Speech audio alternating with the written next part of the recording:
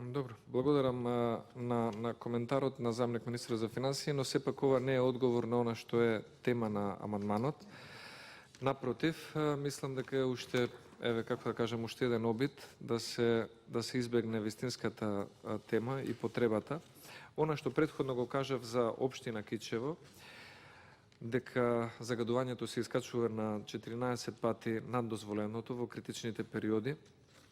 со PM10 честички, уште повеќе важи за поранешната општина Осломе или за населените места околу термоелектраната Осломе, каде што предпоставки се, затоа не сакаме да одиме на предпоставки, би сакале да имаме статична мерна станица, дека станува збор за еден од поголемите загадувачи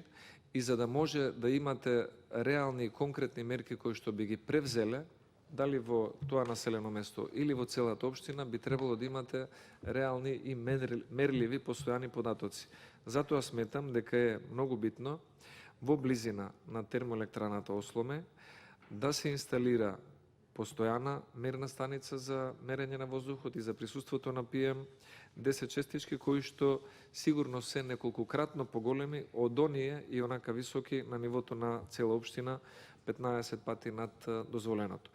Доколку имаме таква статична мерна станица, тогаш ќе биде полесно и за владата, и за Министерството за животна средина, и за самата општина да знаат, да бидат свесни за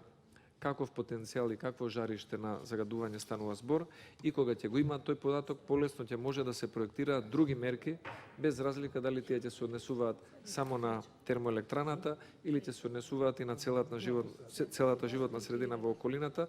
а ставката не е голема, сепак 8 милиони денари на овој буџет и на овој ребаланс, сметам дека е изводлива ставка, не е преголем